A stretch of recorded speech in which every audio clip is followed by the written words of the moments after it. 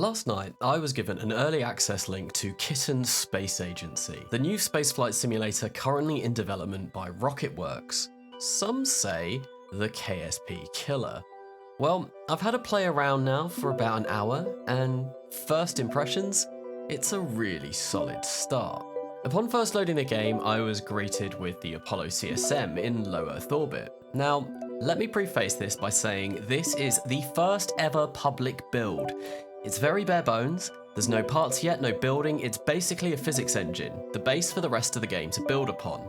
So I won't be showcasing construction or anything like that because it's not there. That being said, I am very excited by what I've seen already.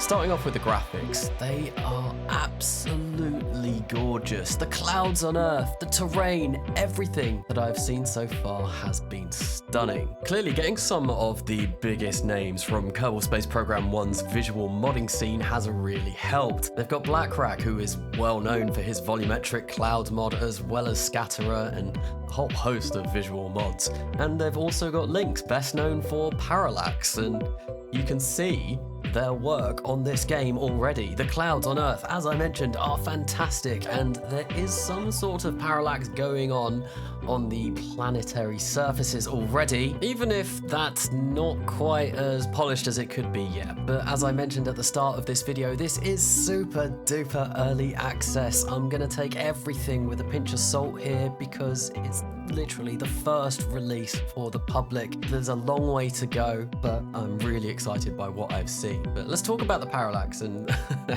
in typical my fashion, well, I decided that I wanted to land on the moon, and of course landing on the moon the right way up would not be a very me thing to do, if I'm going to be honest, and actually this was purely accidental, but yeah, I landed upside down, and this is what I mean about the parallax. It's kind of not quite there yet. The terrain height doesn't really match up with the visual aspect of things, but as someone that has played with parallax a lot in Kerbal Space Program 1, I am utterly convinced that this is just because this is a very early build of this game. I'm sure the terrain heights will match up later on, and it's still the terrain on the surface of the moon looks absolutely fantastic. Like it's brilliant, just needs a little bit of tweaking. But yeah, very early days yet, and I'm not worried. I will say, before Kerbal Space Program 2 came out, I was given early access a week before that game came out. That was one of the toughest weeks of my life, seeing what that game was like and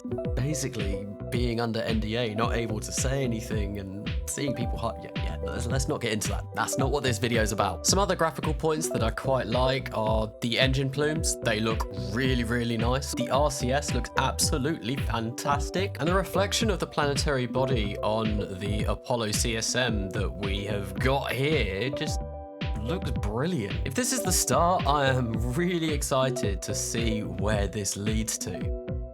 I feel like performance is probably the next logical step to go to after talking about the graphics, although it might be a little bit early to talk about this too much. A lot of the game systems aren't in place yet. It's obviously going to run very fast, being kind of in the bare bones that it is at the moment. It's just a physics engine, essentially. That's all we've got at the moment. There's no parts interacting with each other. There's a lot missing from the main game, which means that it might be a little bit too early to judge the performance, if I'm going to be honest. But what I will say, even when I set the graphics all up to max and as high as I possibly could, I was still consistently getting 140 FPS on my 4K monitor at, literally all highest graphics, which is very nice. That makes a stark difference to, I've done it again, I've compared it to Kerbal Space Program 2. Yes, it was very different when Kerbal Space Program 2 came out, but obviously that game did have all of the parts and a lot more at that point. I will also say I have had a PC upgrade since then. I'm now rocking a 5080 as well as a 13th Gen i9, so I am playing on probably upper end for the hardware for this game. But no, the performance was really good at the moment. We will see when more systems get added in and more things are added in general to the game, it might degrade, but I'm hoping that they can keep this as optimized as they have it at the moment. Obviously, they are building this on their own engine. They are not confined to Unity restraints or anything like that. No.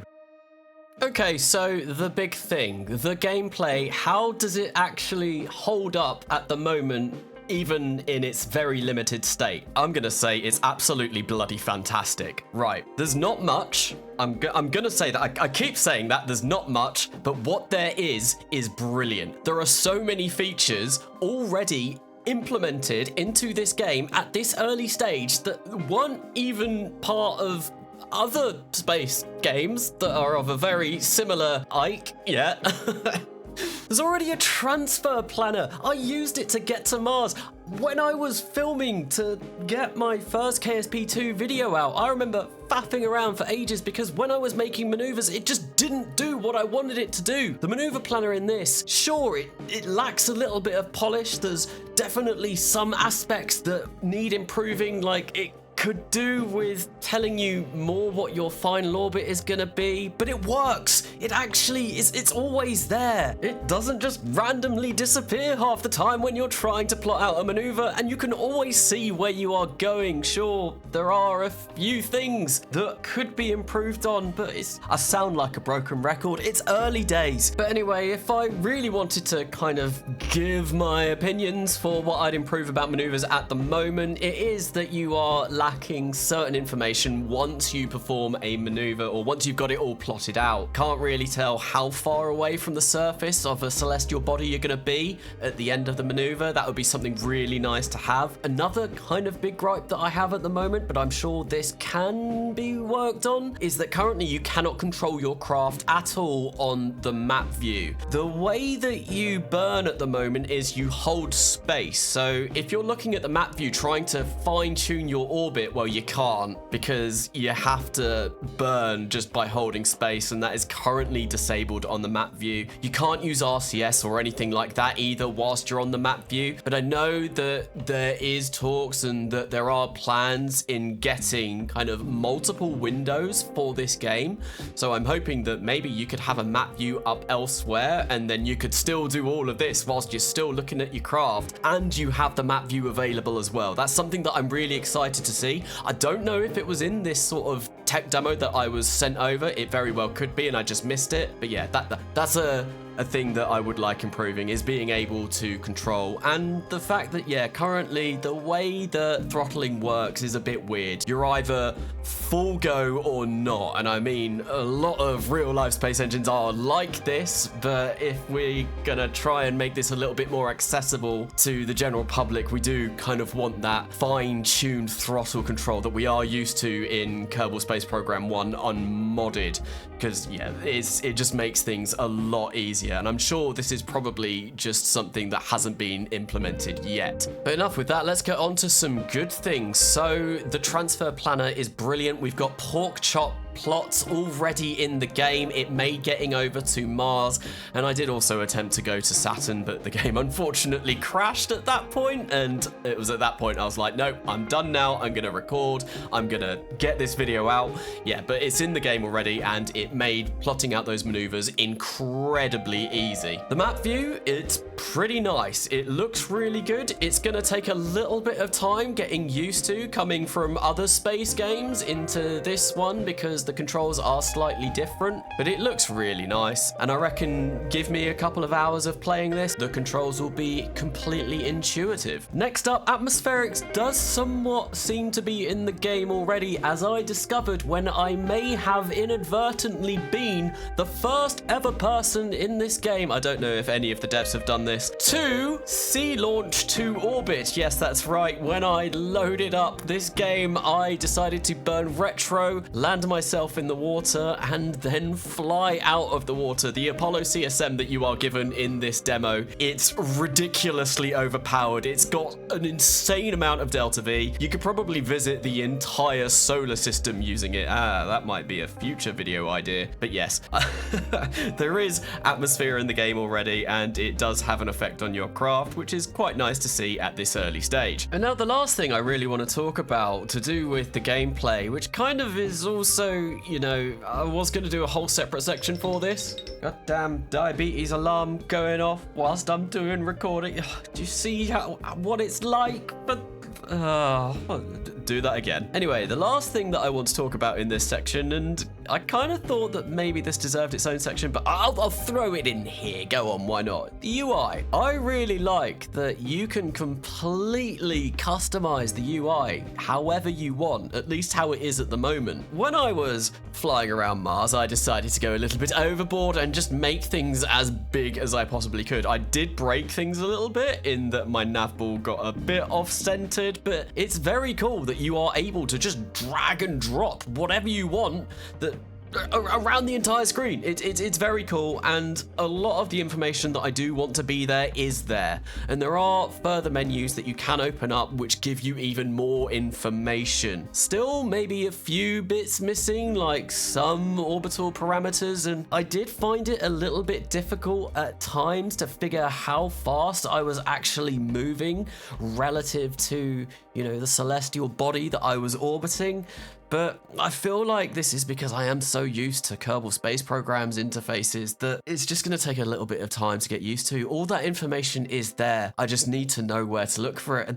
And as I said, the great thing about the UI in this game at the moment is I can put it exactly where I want it to be. So that's a really nice feature. But yeah, no, I'm really impressed by this game so far. And I guess that probably leads us on to the conclusion of this video. I mean, I didn't really need to announce a conclusion like that and then put some text before it, but you know, whatever, it's how we're gonna do this video. But yeah, in conclusion, I'm thoroughly impressed. I'm thrilled. I think this really could be the next big thing. I've not been this excited about a space game since probably I first picked up Kerbal Space Program 1, or maybe when I first discovered RP1, I don't know. Both were very pivotal points in my career of playing space simulators with funny animated characters. No, I'm not lost for words as per se, but I think this is such a strong foundation for RocketWorks to develop upon and polish and build out their systems. The base game, the actual space flight, it's there and it's good. The systems that we need in place to be able to get to where we want to go, they're in it already. I've not really talked about the sound or anything like that in this video. There is sound, there is some SFX in the game. The engines do make noise. It is different in atmosphere than it is in vacuum. It's quite limited at the moment, but I'm sure that's polished. That's going to be built on way later down the line. I'm basically trying to get across that I'm really excited now. Like really excited. I think this could really be the one. I think this could go the whole way, and obviously there's quite a lot on the roadmap. Even if you're on the Discord, you can see what the devs are doing all the time. The mentions of multiplayer coming in and all of these absolutely fantastic features that I know a lot of people really wanted from a game like this. Maybe RocketWorks can deliver. And I mean, I have played a couple of their games before. I've played Stationeers, brilliant game. I've played Icarus, brilliant game. They're constantly getting updates all the time, and those games are in very very good condition. So the future is bright. The future is kittens, apparently. Just a final word. I did stay up all night after getting this, recording this and editing it. I'm sure there are things that I have missed, and I am most likely going to be doing a follow-on video, something with a little bit more substance than this. So if you want to catch that out, make sure that you hit the subscribe button. God, I feel dirty saying that. Yeah, but no, there should be a future video coming out that will go a little bit more in depth. And if you do have any suggestions for that future video, why not leave a comment? If there's anything you want to know, ask away in the comments. I tend to reply to all of them. But anyway, that'll be it for now. Until the next one.